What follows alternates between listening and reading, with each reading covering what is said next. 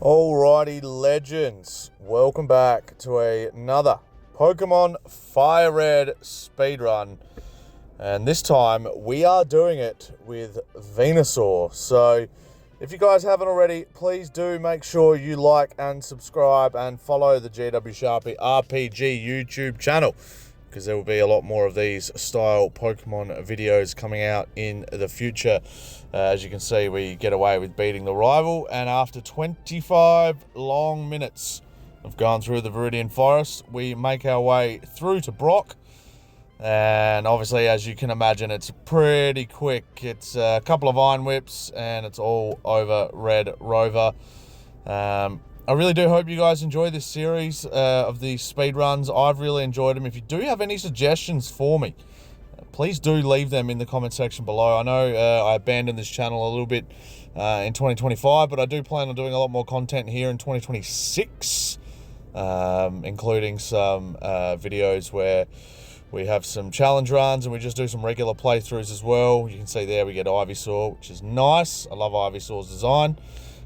We head through Mount Moon and we go to Cerulean City, and we get a bit of a reality check because I did skip through a few trainers to try and speed up the process of, getting through Mount Moon as quick as I can. And as you can see, Pidgeotto and Charmeleon just wipe us out really, really easily. So I thought, you know what? I'll go to Misty. Again, it's obviously the easy option picking Venusaur. So thought we'd go to Misty, get the easy experience, get up to level 23, and then have another crack at the rival at the Nugget Bridge. We get Water Pulse, which we're never going to use. An hour and 11 minutes, so we're on a really good track at the moment, and hopefully we can get a sub 10 hour game, which would be good. So we take on the rival again, and the Pidgeotto sand attacks were really playing havoc with us because we don't have any moves that are like super accurate. And I only realized not long ago that Razor Leaf's only 55 power in Gen 3, so that really sucks because I thought it was 70 something for some reason. So you can see here, we just keep losing over and over again to the rival, and there's nowhere to train. I can't go back to Mount Moon. I'm blocked. I'm sort of, not soft locked, but I just needed a bit of luck to go my way, and as you saw, we got that crit on Charmander, and then obviously the rest of the battle was super duper easy. We take on the rest of the Nugget Bridge trainers. We work our way down to Vermilion, and obviously this battle's a lot quicker because the rival only levels up their Pokemon by 1 or 2 levels, whereas we've obviously leveled up by 6. It just makes such a difference in the battle. Even though he's got a Charmeleon now, it really doesn't matter. We found Secret Power on the way to Bill's house as well, which is good, and we gave that to Ivysaur, which is a 70 power, basically a tackle attack that can paralyze him sometimes.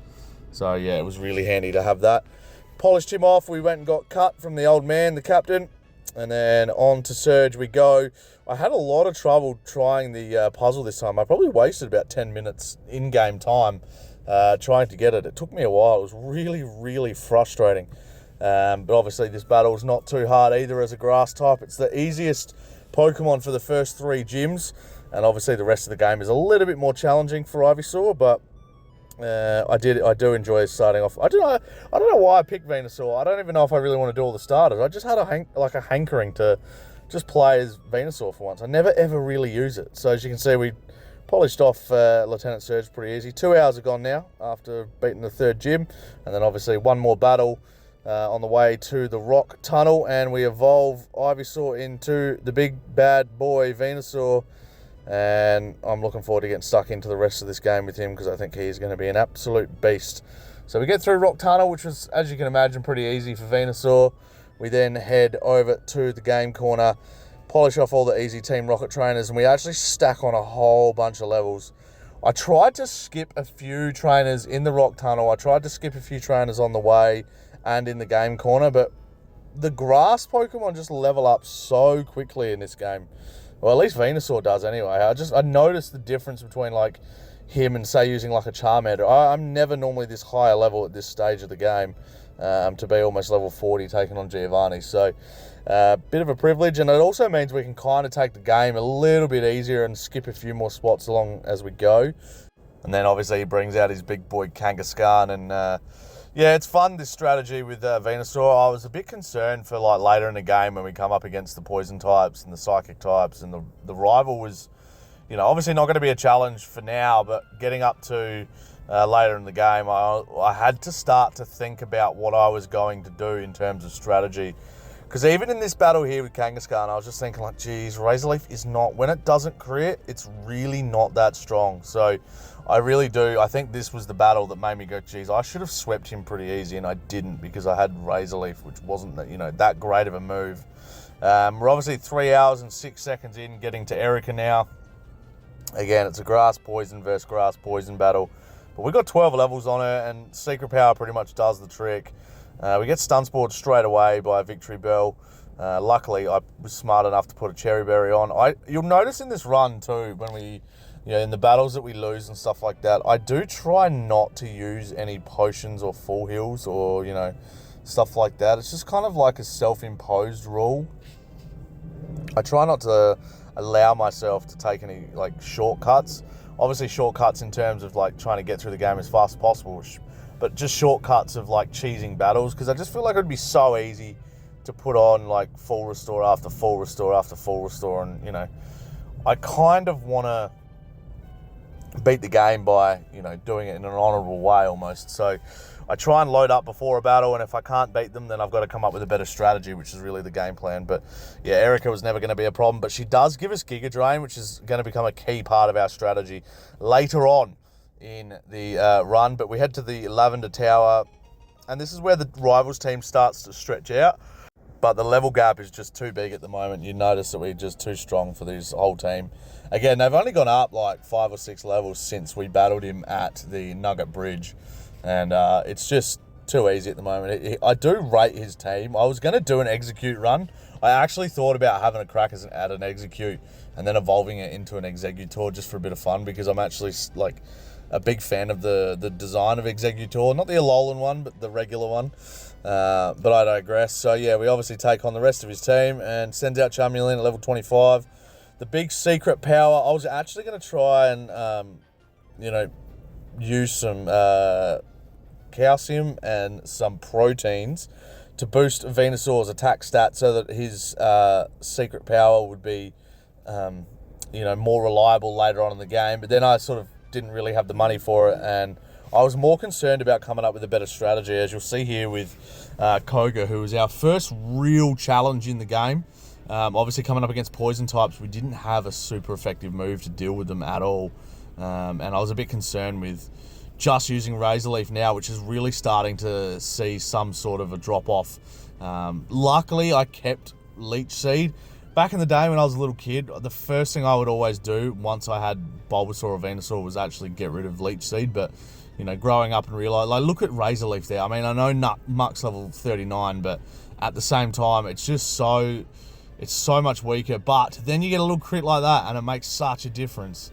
So I'm super glad I kept Razorleaf for the majority of the game before I came up with a better strategy for later on. But obviously I swapped out Secret Power for Strength, but I'm actually not a fan of that move that I made, and I quickly end up reversing it and replacing it with Return, because I just thought, like, I would rather the extra power for Strength over Secret Power, but actually the added effect of Secret Power, where it sometimes paralyzes, or like if you're in a cave it can flinch, is actually probably more handy than the added 10 points of power that Strength gets. So I ended up turfing both of those and getting the Return TM, because I think it's about 100 base power, normal type attack. So we do, after this battle, end up going and getting it, because it becomes an integral part of our strategy going forward. But we can see there the Razorleaf polished off that coughing, and we get down to the big fella, the level 43 Wheezing. What a jump in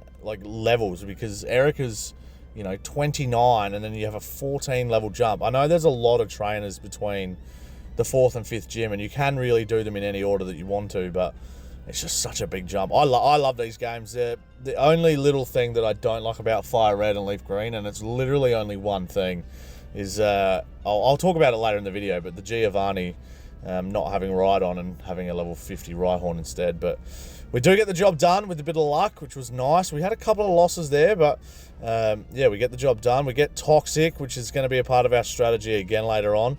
So all the pieces of the puzzle are starting to come together. 4 hours and 28 minutes to get 5 badges for me, because I'm not the most strategically sound speedrun or anything like that. You know, these speedruns are just kind of the way I do it. And I try to enjoy them as much as I can, but we go to the Sylph Company, and this is where things get a little bit stressful because the rival really has that jump now.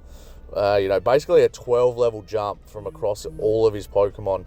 And yeah, he gets a lot stronger here. And I was really concerned with Alakazam using like Reflect or Psychic. And he goes for 2 Calm Minds and then gets bodied by Strength. And I was like, oh my god, I got so lucky. And yeah, then we have a big fat level 40 Charizard who polishes us off with Flamethrower. So it was a bit of a concern. I didn't know what I was going to do. Went away, got a bit stronger, grabbed about 3 more levels. I went and battled. There's a few like trainers on the left side of Celadon City where they've got like a Machamp. Some have like fighting type Pokemon. I actually fought the fighting dojo as well to try and increase my level and get some attack EVs because I thought, oh, geez, I'm going to need these for later in the game anyway. And as you can see, Strength's actually quite a bit stronger now, and 2 Strengths, and I'm so lucky he only used Scary Face. And then obviously Gyarados wasn't too hard because he's a couple of Razor Leafs and he's gone. Again, he was a bit of a concern that I thought we might have later in the game, but good to get rid of him now and move on to Giovanni, who again is not really going to pose too much of a challenge because he's majority ground type Pokemon. I thought like Nidorino and Nidorina were going to be a bit of a worry, but yeah, Nidoqueen was going to be a bit of a concern, but not really. They just don't do much damage, and you know, having that half poison typing as well really does help us out. And I always wonder why he gets rid of Kangaskhan for the last battle. That's another thing about Giovanni that kind of bothers me as well, because I love Kangaskhan so much as a Pokemon. You know, I don't know. I just think that, you know, he's such a cool mon, and he should have kept him as like his, not an ace, but like also like Kangaskhan can learn Earthquake. Like, why wouldn't you keep him in the team? Anyway, I guess they wanted to go for a full ground team by the end of the game, but yep, we beat him, and then we head over to Sabrina. 5 hours and 40 minutes. So we've wasted a little bit of time there getting stuck on the rival. That isn't the spot in most speed runs where I do actually get stuck, is the Silphco rival battle or Koga. Because I feel like Erica's never really that much of a challenge, even though she has, you know, a level 43 Alakazam. It just bums me out that they're the same level as Koga's mons. Like, you'd think that, you know, power scaling wise, that she would be a little bit stronger than Koga, not the exact same level. But nonetheless, what can you do about it? So we actually struggle a little bit here with Venomoth. I thought for a second here we were going to lose to a Psybeam using Venomoth. But we got a crit with Strength and then, yeah, wiped it out. But it was still a little bit close with that confusion too. I was a bit worried about it. We then beat Sabrina. We shoot down to Cinnabar Island. We take on Blaine. And this was the first massive weakness that we had in the game. 4 Fire-type Pokemon. 2 of them dropping your attack stats. So 2 of them dropping my Strength. And, yeah, I was really concerned with this battle. I wasn't sure how we were going to go with it.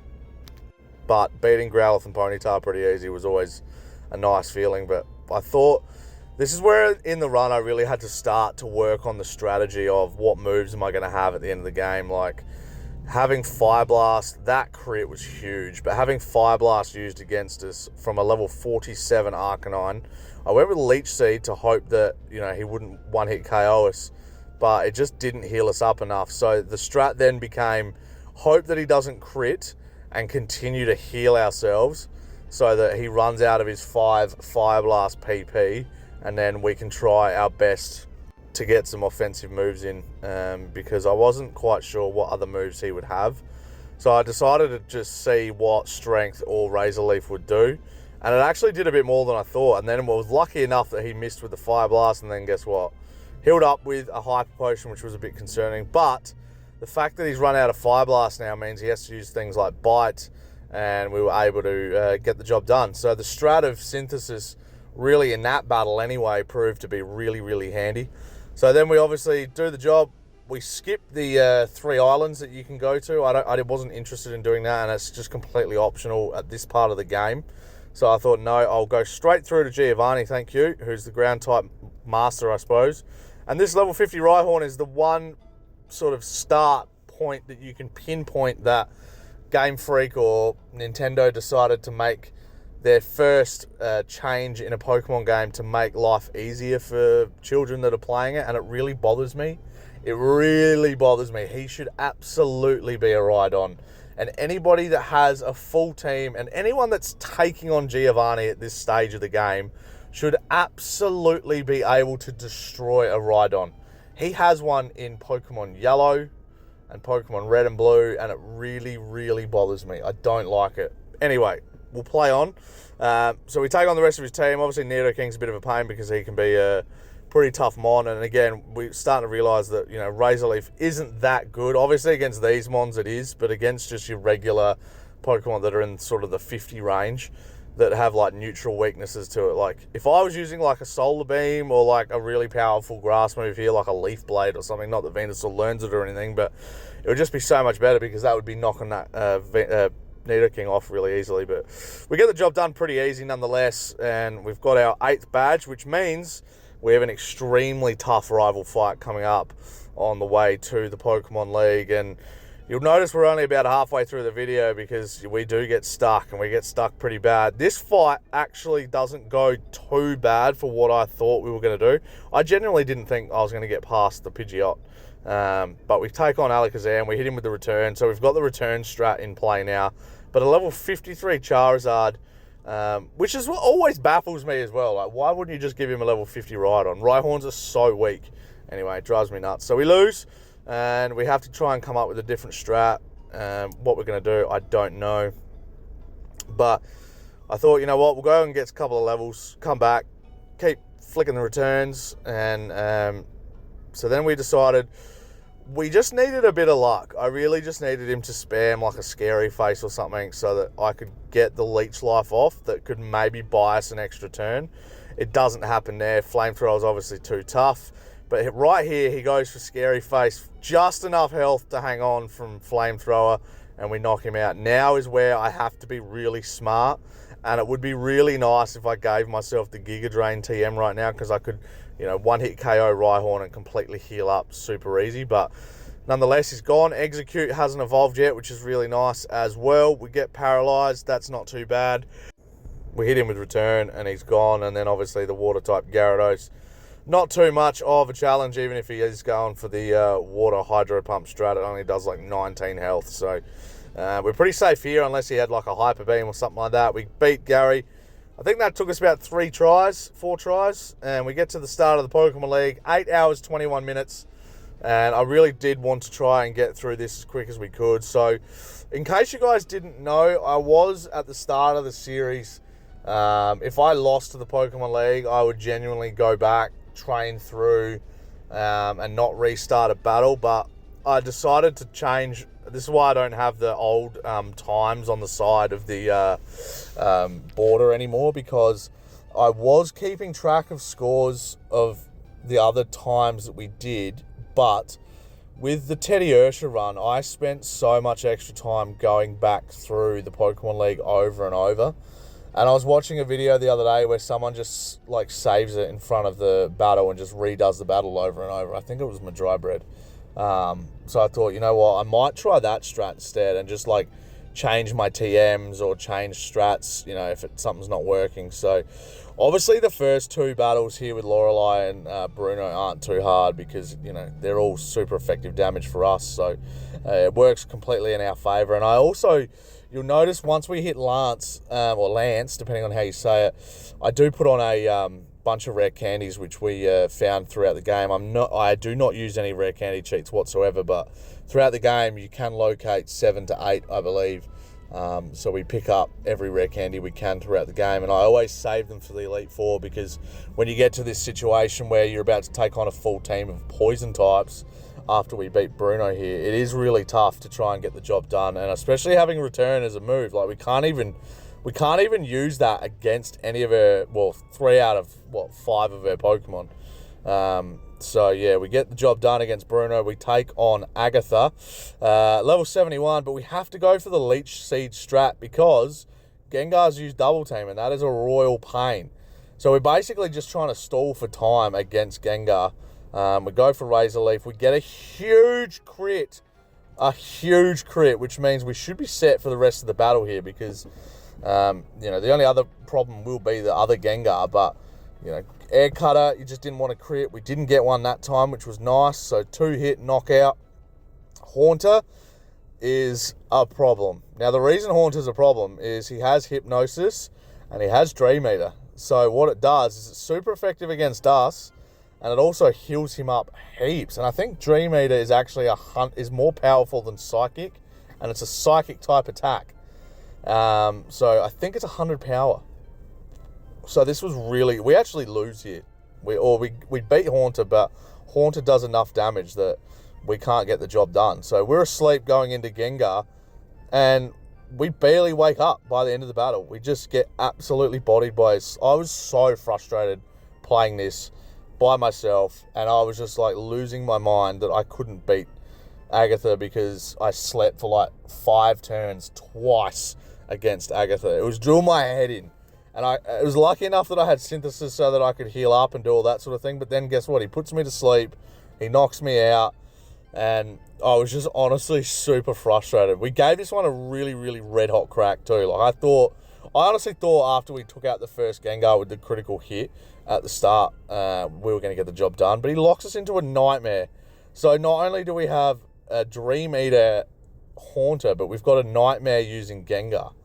So that is just the worst. So we get all the way to Arbok, and I actually think that we're going to hang on here, and he crits when I don't have any more healing moves left. So I go for return. I hope that this gets me a crit, because I know that Razor Leaf isn't going to do enough damage. We hit return. It does not crit. It's so close. He goes for Iron Tail, which is like an 85 accuracy move. Risky as, but he still knocks us out. So we have to work our way back there again, and we finally beat him the second time we get to him. So basically most of those battles, I had to take on Agatha like 4 or 5 times because I actually lost to Haunter 3 or 4 times in a row getting locked into Sleep and Dream Eater. Like, he dominated me, and it was so frustrating. Haunter's like a really underrated Pokemon in my opinion. But we take on Lance with the same strat basically, which is Leech Seed and whittle their, energy down.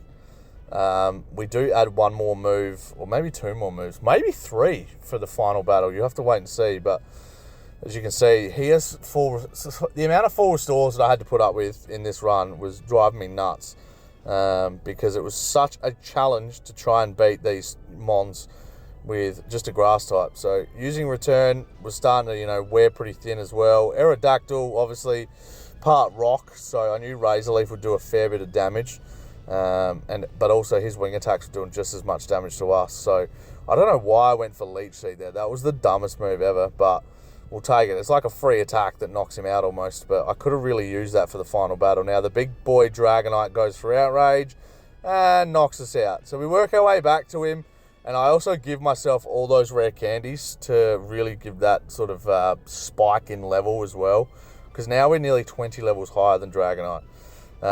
And yeah, we go the Synthesis Leech Seed strat, and I should have paired it with the Giga Drain strat, but I'm starting to be concerned about PP here, because you'll notice that my Razor Leaf, my Leech Seed, and my Return are all low, like really low, that I'm actually going like crap. I'm going to have to restart the Elite Four, and I'm going to have to actually add on like an extra hour of time. But the good thing about this is he kept using Safeguard, and I don't know why a Dragonite would be using Safeguard at level 60. It's not really worth it, especially if he's your ace. But yeah, we get the job done. He uses Hyper Beam. We go for return. It doesn't even do as much as I thought it was going to, which was nice. Get the return in, and he's gone, and then we got the 2 Dragonairs to deal with, which aren't really too much of a challenge, but I do go for the Leech Seed strat, because I thought they would use like Flamethrower or something, but I think, yeah, Outrage. I think I got confused with, how Outrage kind of has bits of fire coming out of it as it spins. We go for the Razor Leaf, or the return. We go return. So yeah, hits us with another Outrage, but he doesn't crit. That was the main thing, was I just had to be like, don't crit. And just the chip damage as well from the Leech Seed just makes that little bit more of a difference so that you can get the job done faster. But yeah, I'm really indecisive here, as you can see. Like, I can't figure out what moveset I want to use, because I'm also thinking, crap, I've got 6 Pokemon to deal with in the next battle, and I need everything basically from here to go completely perfect for it to work. Otherwise, I'm going to have to restart the whole Elite Four. But he goes for Hyper Beam when I'm on 43 health. I thought I'd lose, and I survive on 3. I don't know if he had a high roll or a low roll on the Hyper Beam, but we get so super lucky in the run. Finally, a bit of luck when we needed it most. We go the Razor Leaf, we go the return, and this is where the concern kicks in, because I'm going, geez, I don't know what I'm going to do here after this battle. But he feints the return, and we have one big battle to go. So what we do is I have a look through all my TMs. I teach Venusaur Giga Drain, I teach Venusaur Double Team, and I teach Venusaur Toxic, because I'm trying to come up with a strat that's going to work. I don't think I do it all in the first couple of battles here, but you'll see that by the time we get to the winning run, all my moves, bar one, have completely changed, because I had to come up with a strat that was going to work for this team, and it took me a while to figure it out. And you can see here, even with the Pidgeot strategy, the first thing I had to go with was Leech Seed to try and whittle down its health, and then it using Feather Dance and Sand Attack are brutal.